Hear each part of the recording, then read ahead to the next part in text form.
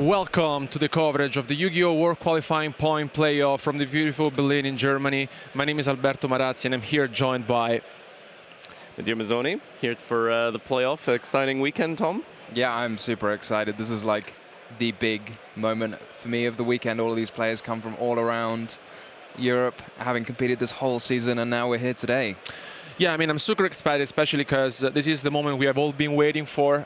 This is the spot because our players today, as you said, Tom, played throughout the whole year to get their chances to qualify on the Friday, to get the chances to go to the World Championship.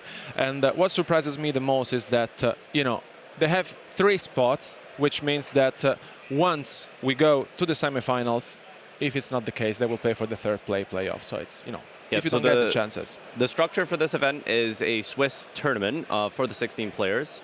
From there, it is cut to top 4. 3 participants will be getting a World Championship spot playoff, and we'll be showing you both of the top 4 games. We'll be showing you all of the games, but specifically the World Championship qualifier spots will be the top 4, and then a third place match as well to decide who gets that important trip to Seattle in the United States next month. Yeah, I mean, this is such like an intense tournament. It's almost like the World Championships in itself. You're playing with a bunch of amazing players in a really small tournament, and you're playing for that super intense prize of this is a like trip to the World the All-Star Championships. game, right? So, I mean, you're getting your chance to go to the World Championship and you're playing against the best players of the year. And talking about best players, sitting at the table now, we have 2 national champions. One is Baptiste, which is a back-to-back Dutch national champion. I had the pleasure to interview him last year, actually, and he's sitting at the table now, so having his chances to qualify to the World Championship this year. And on the other side of the table, I think we had one of the most successful players of the season, which is Anthony Lopes, current French national champion and runner-up at Wasias Bologna this year. So unbelievable performances. Guys, I don't want to keep you waiting because our players are ready, and so we are. So I would say, without no further ado, let's jump to the table. All right, well, the peak of competition is now beginning with round 1 of the playoff. Anthony Lopes versus Baptiste here.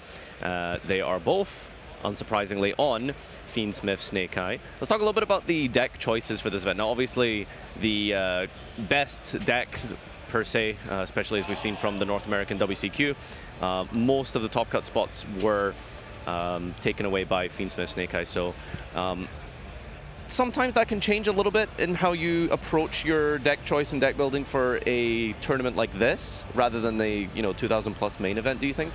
Yeah, it's really interesting because, I mean, the field for this kind of event, you expect people to be playing the best deck, so you think maybe I can have some sort of counter to it. But then you don't want to get too far ahead of yourself and end up playing some weird deck that's not just the best deck because you're trying to play, chess moves 10 moves ahead of everyone else. Yeah, as we can see here, Anthony winning the dice roll, coin flip, and begins with, well, wow, this is a shiny deck here. We've got Poplar being summoned, immediately hit with the Effect Veiler. Hard draws the Divine Temple, activating Snake Eye Diabell Star from the deck. And now we're going to be playing with the Fiendsmith engine here, which is why it's been such a great inclusion in Snake Eye specifically. The ability to diversify your extension plays with performing a link summon of 2 any bodies generically, either if they're negated, you can combine 2 bodies into the Close Heaven for Requiem, but as we can see here, we've just hard drawn the Engraver, and that gets Tractus from the deck. And as a generic Light Fiend Searcher for any Fabled enjoyers, you can do that as well. But specifically, Lurie is the card of choice that has been used as a sort of crossover from the Fabled engine. It's just simply when Tractus is activated, it adds a card and then discards for effect, not cost. So it triggers the Lurie, summons itself back, and then that allows you to make the Link 1 Light Fiend requirement of Requiem. Yeah, I've seen some nasty players adding a copy of Majesty's Fiend to their deck to search with the Tract. Speaking of stun, that's sort of one of the approaches you could take to an event like this if you are trying to do that 4D chess, where at this level of competition, there isn't going to be as much rogue and as much, kind of like lesser popular choices in something like a main event.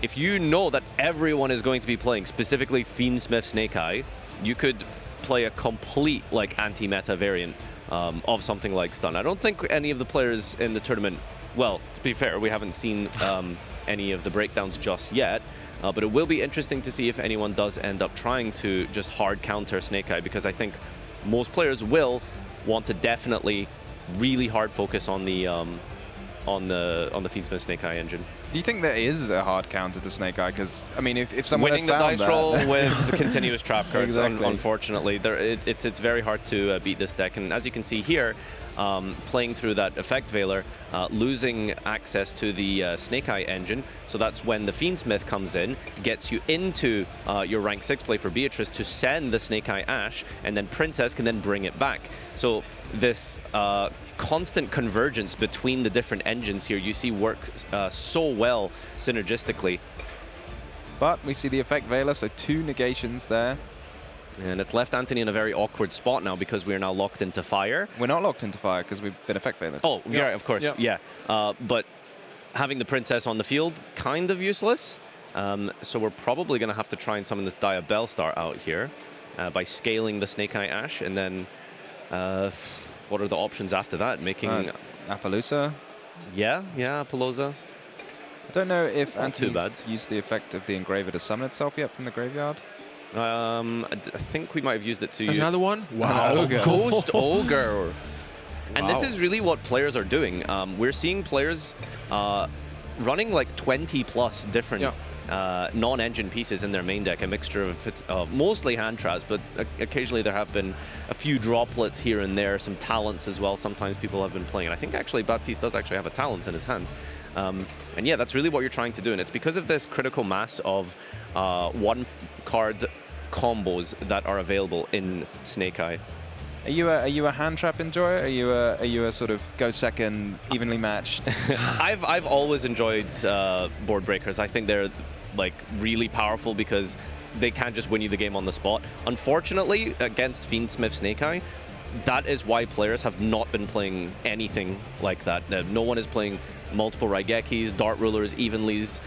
Droplet sometimes is okay, but again, people mostly focus on the hand traps, and that's because the follow-up that Snake Eye gives you, if you don't end the game on that turn with your board breakers, you're going to just have your opponent have that set up with the field spell, getting the recursion of Ash into another Ash, and then you can just do the entire combo again, which is why the Fiendsmith... Oh, that's a pass, but that's a nice play, leaving Heater in play, right? Because that's a fire monster. You can use Princess from the graveyard and get a fire search. Do you still get the search if it's destroyed by your own card effect? Sometimes that's a good question. There's restrictions on that. I can have a double check here, but yeah, 3 hand traps played through, and we just have a Princess pop. But he passed, I think Baptiste passed. Oh, wow, Baptiste doesn't have a play. I mean, that is also some of the issues that can happen with when you're building your deck this way.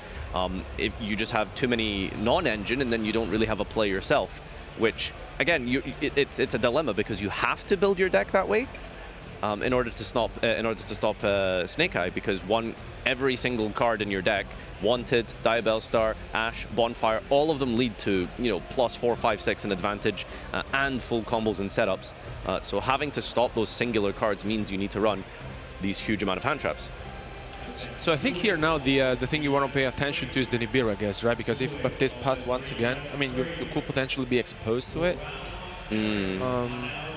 I think you would have Nibiru'd in the end of main, right? Just to get rid of the Hita, to make sure that the Princess isn't live. But I guess you could have maybe top decked it for turn. And I think they are playing Nibiru. I think Nibiru is probably the best hand trap right now, if specifically it's paired with another hand trap. Yeah, pairing it with Veiler, Ogre, or Imperm, and all of those ways you can sort of stop, because someone can think they're safe if they have an Appaloosa, but not if you have a second hand trap to deal with the Appaloosa. And what you're noticing here as well, just to really reiterate on the power of the new Fiendsmith engine, is we're just remaking sequence here, and we're just going to try and go through the combo again, because all of the Fiendsmith cards can just keep replacing themselves. You shuffle back to perform fusion summons, you shuffle back to summon back Engraver, and you can just keep that Fiendsmith loop going turn after turn. It is such an incredibly powerful engine because of that, the resilience it offers you through a grind game. Yeah, I mean, a lot of decks, like notably Sprite, for example, in the past was such a powerful opening start, but then if you crack through their field, they kind of had nothing left. Whereas this Fiendsmith, you just recycle everything. It's so powerful, like going into later turns.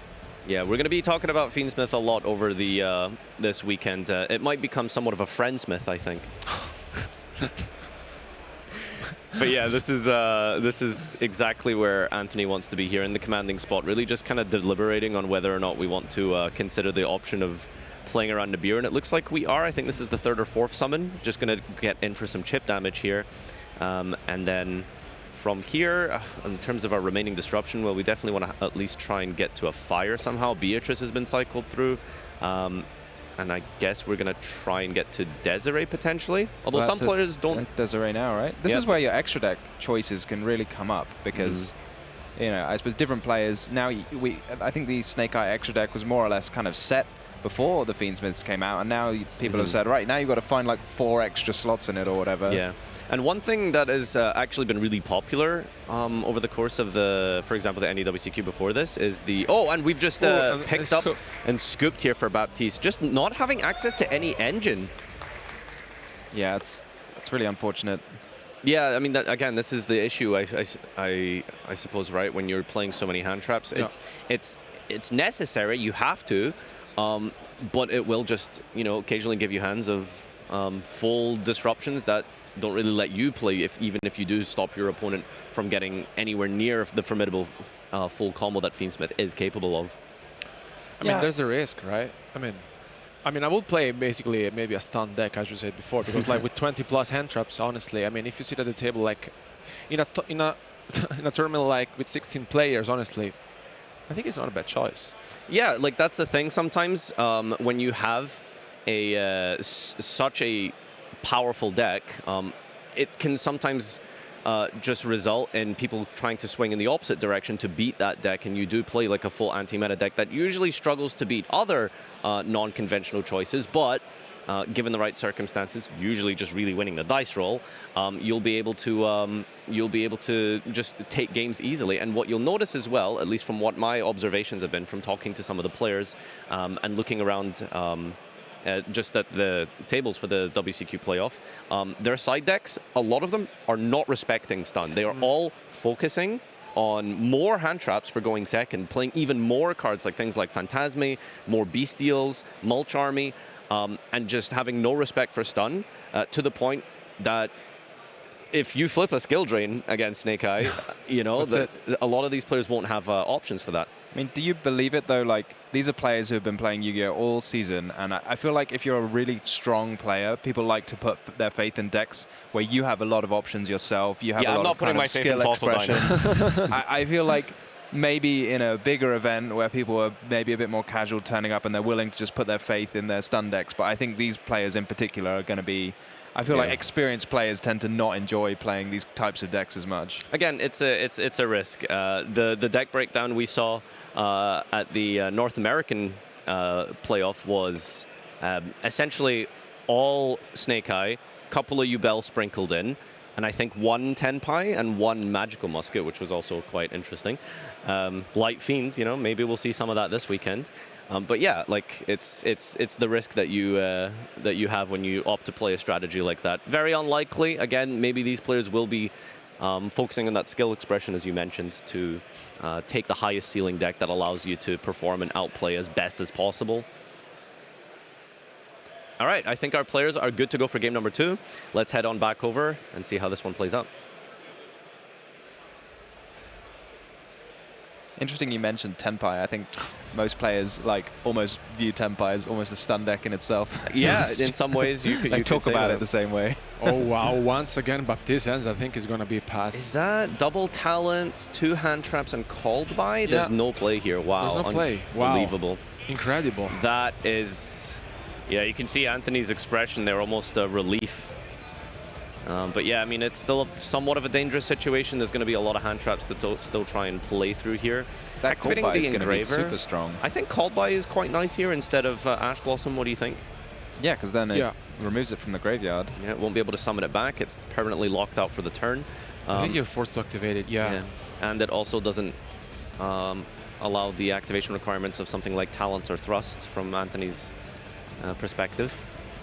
Pass. Ooh, pass back. Engine. I see a monster card. I saw it, but what monster card? Most monster cards should get you there that are engine pieces. Passed again? No! Oh, wow. I thought it was an engraver for a moment, but it looks like it was another hand trap. All right. And passed Pass it back! Wow. I mean, this is exactly what we talked about. The hand trap war of just who can get to a top deck first. And it looks like it's Baptiste with the engraver discard for track this. No response from Anthony as of yet. You just need something, right? Because those two talents, if you have something to make your opponent interact with you, then the talents can do the trick. I think Baptiste getting the Fiendsmith engraver here. Any type of stop comes here from Anthony, and Talents is going to go in very hard. Unless it's exactly infinite impermanence. Exactly, Impermia. It's such a premium card now, infinite impermanence, for the exact reason of not exposing yourself to a triple tactics talent. Yeah, it's good to top deck as well into something like Apollosa. Just, you know, absolute MVP hand trap. Something I suppose I've wanted to bring up is the Fiendsmith engine being sort of akin to Nightmare Orcust, Nightmare Mermaid, if you remember that. Yeah, it definitely reminds me of that, because any two monsters and then you're away. Mm-hmm. Yeah, it's an engine, and you'll see like probably there isn't really a way to play just Fiendsmith. It is primarily used as an engine, very similarly to how just the Orcust pieces were used in almost every deck during 2018. Of course, you know, there was pure Orcust as well. But yeah, you're able to just completely focus on your main engine, Snake Eye being the portion here, and then these get you into further plays for your extensions or your protection for your end board. Yeah, it's super clutch. This will let you get into your Snake Eye engine now. Unless you can do anything.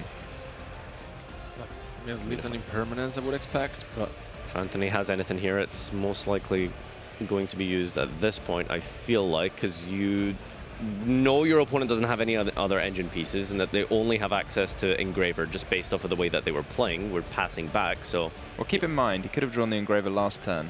I was thinking about that because he used Caught by the Grave. Ah, true, yeah. So it you'd have does to last hold two the turns. Engraver for a turn if you'd drawn it. That's a resolve, it looks like. Okay. It recycles that Requiem, keeps one Fiendsmith Engraver in the grave to be able to actually use the follow-up effect here. Already has been used this turn, but there's Lacrima and Imperm. Perfect card to have in this exact situation. I mean, the talents, again, just glued to the hand, doing nothing for multiple turns here. I mean, Anthony's got to be pretty wise to this sometimes. If your opponent goes first and they just pass, maybe you're thinking there's one or two talents in their hand. Yeah. I would say, like, Talents is maybe one of the lesser choices in the main deck. One or two copies, not too bad. I would personally, like, be fearing Nibiru potentially. Wait, hang on, did we... There it is the bonfire. So the Engraver was the top deck last turn. I thought it was a bonfire. Yeah, okay. That's really smart, actually. So Baptiste held off for a turn from that call by, and then did manage to have two follow-up cards, essentially, for turn here, and Effect Veiler, and this is where things are going to get really nasty. What do you do with the talents? I think you tell him you see the hand, I guess. Yeah.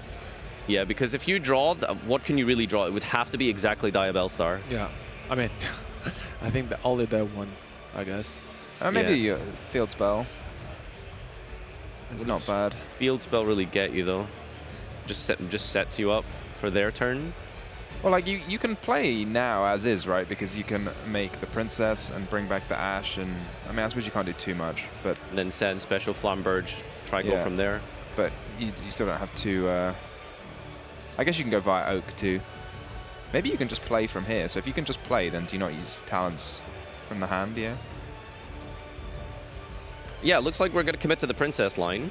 And then Ash is going to be able to be brought back and summon, which is, again, strange that...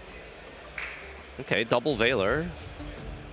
Yeah, it's interesting, like, to not have used the talents before committing to this when it was available. I mean, because like from this point on, I mean, I can maybe understand that you want your opponent, you know, to activate your other interruption, but now, I mean, no, it's going to draw. Interesting. Which, okay, yeah, but as you mentioned, Nadir, like, what do you really want to draw? So, let's see if he gets Diabell Star exactly. I quite like, if you look at your opponent's hand, you know you've got one interruption, and they're probably not going to be able to push through more than one, right? He's got the Ash in his hand, and you just leave this setup that you have, but... Doesn't see the extender in Diabell Star, so If we've drawn another hand trap, then Anthony might be in trouble, since it looks like even if we draw for turn here, we're going to see one play essentially. He was also side decking Skill Drain, so that'd be quite a nice draw if you got that off the top. Interesting to note is the Skill Drain is still like a very popular choice in the mirror match, because obviously going first, you use all of your disruptions that you have, and if they still push through and extend, you just flip Skill Drain, and then on your turn, you can send your Skill Drain away and turn it off with your own Ash or Oak. Yeah, it's so insanely powerful doing that, isn't it? You just, just turn off the Skill Drain when it's your turn again. At will. It's just such a Swiss Army knife. I mean, this very... Whoa! Ooh. Change Nice. of heart. Yeah, this is the risk of making the Appaloosa. There's so many... Really take like control, you can mind control, you can talents. And this changes everything, honestly. This is unbelievable. We have the Appaloosa to protect Anthony from hand traps, and now we have our full combo here. Because Baptiste has a Veiler and an Ash Blossom, we know, right? Does or only not- the Ash Blossom? No. So Baptiste has... And then you got to Veiler it. But you could get struck by a talents now of Anthony's. I can't see what else could be in his hand. What a complete, like, ridiculous chain of events here. We've taken Appaloosa, Ashed Bonfire, negated with Appaloosa, then Veilered the Appaloosa. So we're going to give back control of this body in the end phase if we don't find a play here. And That's cooked. that's a scoop Wow. from Anthony. Wow, okay. Unbelievable. That is the talents and the stealing effect of Change of Heart really just making this game a well, the typical sort of game state you'd see in a Fiendsmith Snake Eye mirror match. Yeah, that was dangerous though, like drawing the cards. There was, yeah. I mean, maybe I just like, I love seeing my opponent's hand so much because you feel so safe once you've seen it. But then there's also the downside. Sometimes you look at it and you think, oh dear.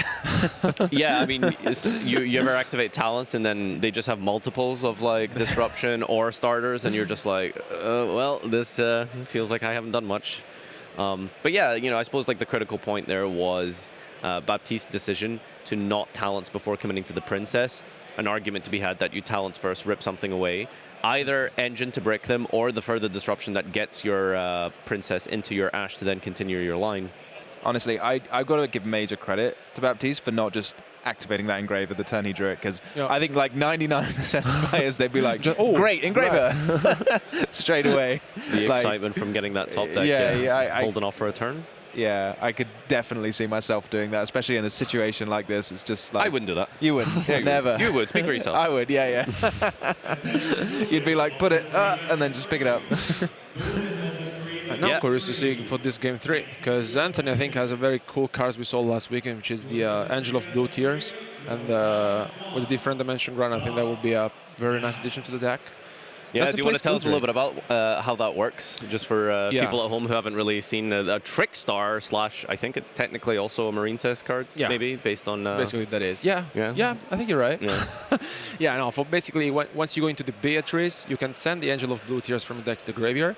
And what the card does is basically you banish it, and then you set one trap card from the deck to basically your zone. And then you have the different dimension ground, which basically stops completely your opponent. And it's great because also Anthony is playing, you know, the Epidemic Virus against other type of matchups. Also the Dimensional Barrier, I think it's good. Are you surprised that he's not playing Skill Drain at all? I guess if you can just side in the Angel of Blue Tears and you think that covers it, then you don't need to side in 3 Skill Drain and hope to draw it. Instead, you can just rely on your engine to get to that one super powerful side deck piece. So I don't mind it. I like having fewer cards that I can get into with my engine rather than have to hope that I draw my Skill Drain. What do you think they do? So I do like that Blue Tears gives you the versatility of coverage versus all of these other decks, and it's something that I think you would definitely play for the other decks. For the mirror match specifically, I don't like it because I feel like you know your opponent's going to be trying to hand trap you, you know, with their 20+ hand traps, even post side, bringing in more things like Bestials and stuff. So getting to the point where you have to play through these hand traps, successfully resolve Beatrice into getting a trap card, I feel like the safer option is just to have Skill Drain. That's just, I feel like, how I would build it. But of course, you know, it can't be understated just how powerful it is to get game-winning cards like, you know, DDG off the out of your deck. I guess we will soon find out then who will be the winner of this round 1 for the World Qualifying Playoff. Our players are ready, so let's go to the table. This is the all-important game number 3 here, and as a Swiss tournament, this will be your last and only opportunity to potentially lose a game, as you do get the opportunity to redeem yourself. And you don't want to get an early loss in this situation, so really important game 3 here for both Baptiste and Anthony, as we're leading with Poplar. For Sinful Spoils, no responses coming down here from Baptiste. We did see a Nibiru in his hand, which we have talked about Nibiru a little bit. Nibiru, if played correctly, is extremely devastating when you pair it with something like Ver or Imperm. However, just Nibiru by itself, it looks like, provided that you're doing the lines in a somewhat optimal manner, Nibiru is almost inconsequential to Snake Eye. Yeah, it really needs a friend Nibiru, which is strange considering it's like a giant rock being. But it works best in a team. Yeah. So we'll see just how much Anthony will respect it. I think he will definitely keep that in mind, and with the incredible season he's had, especially utilizing the Snake Eye cards at the French Nationals, this is going to be somewhat of a, how would you describe it, a second nature in the way you approach your gameplay versus hand traps. Well, sometimes if you open with suboptimal hands, you can't play around all the cards you'd want to. Like, one of the key components in playing around Nibiru is the field spell, right? The Divine Temple, because when your opponent summons a monster, you can then use the token and special a monster from your spell and trap card zone. But given he had to search, couldn't search the Divine Temple. Now he's not got that field spell. He's used Flamberge. This might be awkward to play around, right? Yeah, you're completely right. Poplar being specifically the start of your turn rather than Snake Eye Ash makes it very different. And as you can see here, it's without specifically a engraver in hand, this is going to be a little bit awkward to push through. Like, yeah, there's no temple. Is that just a pass? Pass. Yeah. Wow. Yeah, it's just an awkward hand. Yeah.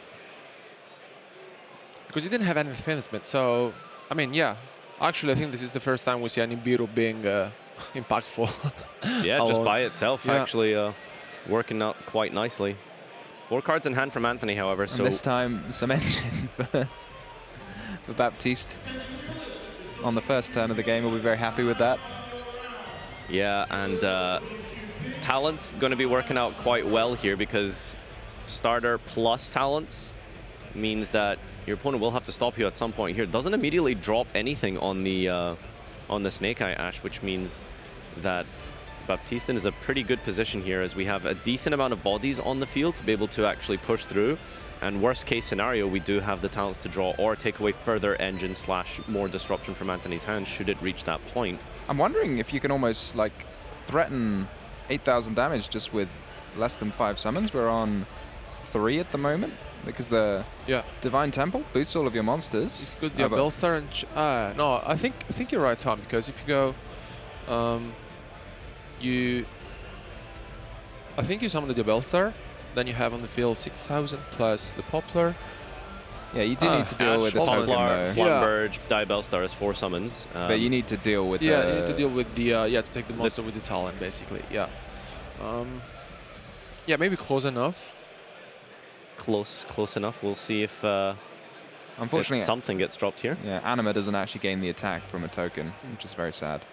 Yeah, token being question mark, I believe, is I suppose how you'd look at it. But easy to deal with the body. It just means that it will be less than 5 summons.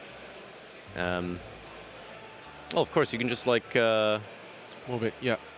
yeah, set it back with the Flamberge and pitch Diabellstar. So there we are. This is 4 5. summons. This is 5, isn't it? Is this the 5th? Yeah. Ash, Poplar, Flamberge, Diabell. Oh yeah, 4. Nibiru wasn't actually. That's the 4th. Yeah. I was counting Nibiru, but Nibiru was on the field at the beginning of the turn. This is enough, right? Isn't Yeah. it? Yeah, Yeah, this this is is many enough. thousands of damage. 675. Yeah, I think it's enough, right? And Yeah. Yeah. with 4 cards in It's hand, way no over. other way Yeah. to really stop this here. Gosh, it would have to be like some kind of battle stop realistically. This is 8,200, right?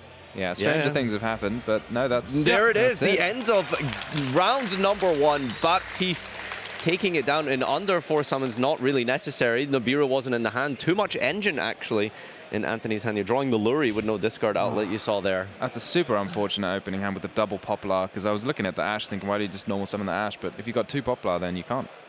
Full credit where credit is due. Baptiste had to come back from a atrocious game 1 of just not seeing anything, reverse sweeping that, keeping his cool, and still coming out on top with that duel. What an impressive display. Now, also in game 2, I mean, I was afraid for him because basically passed. And then, I mean, just set 1 and actually, funny enough, Anthony didn't have much going on, and because the Cold Body Grave itself just completely shut down his strategy. And yeah, I mean, what a comeback, honestly, and to start things off, you know, with a victory, and you know, you're almost, you know, 1 foot ahead, you know, to the top 4 cut. Yeah, I think getting that early victory for round 1 is going to give you such a morale boost and the confidence that you need to get through such a difficult and arduous tournament that this playoff is going to be.